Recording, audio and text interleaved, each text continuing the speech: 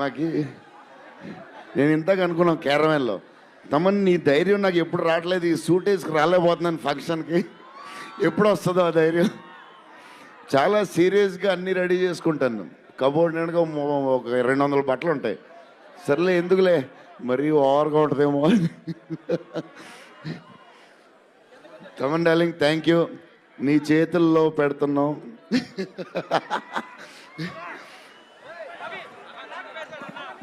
ఎవరు మర్చిపోయినా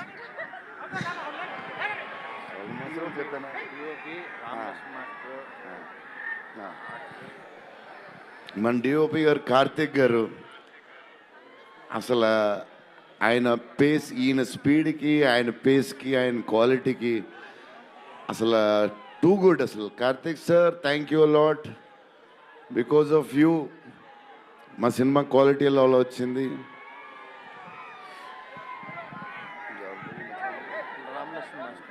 రామలక్ష్మణ్ మాస్టర్ ఈ ఫైట్లు వీటిలు ఈ బేబచ్చాలు, సాల్వన్ మాస్టర్ రామలక్ష్మణ్ మాస్టర్ ఎక్కువ చేశారు ఫైట్స్. ఎందుకంటే సాల్వన్ మాస్టర్ బిజీగా ఉన్నారు, ఈయన బాహుబలి అటు వెళ్ళిపోయారు. కానీ రామలక్ష్మణ్ మాస్టర్ మాస్ తెలుసు కదా, సూపర్ స్వీట్ మాస్టర్స్ ఎరగదీస్తారు.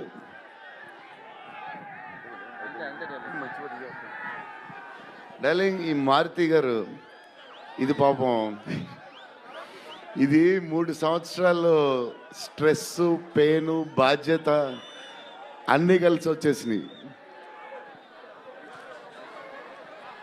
సో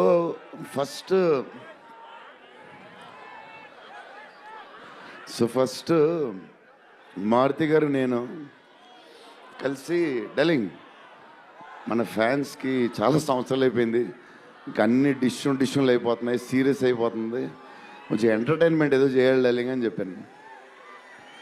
చేద్దాం డార్లింగ్ అని చెప్పి ప్లాన్ చేసాం, ఇది చేసాం. ఫైనలీ హారర్ కామెడీతో సెట్ అయింది.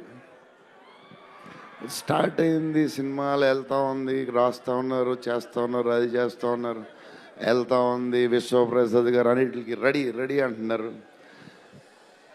కథ ఒక పేస్కి వెళ్ళేసరికి క్లైమాక్స్, నేనైతే మారుతి గారు రైటింగ్ ఫ్యాన్ అయిపోయాను, సీరియస్ చెప్తున్నాను.